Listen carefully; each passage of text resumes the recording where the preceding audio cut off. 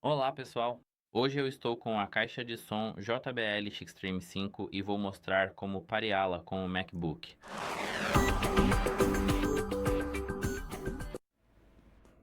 Primeiro, você precisa abrir as configurações do sistema. Depois vá até a seção de Bluetooth, bem aqui. Agora, você precisa considerar a sua caixa de som, porque é necessário clicar neste botão do Bluetooth quando a caixa estiver ligada. Então, clique neste botão assim que a sua caixa de som estiver ligada. Depois de fazer isso, você deve ouvir esse som e a sua caixa de som deve aparecer na lista de dispositivos próximos. Passe o mouse sobre ela. E aqui, clique em conectar. Agora está tudo pronto para usar. Tchau!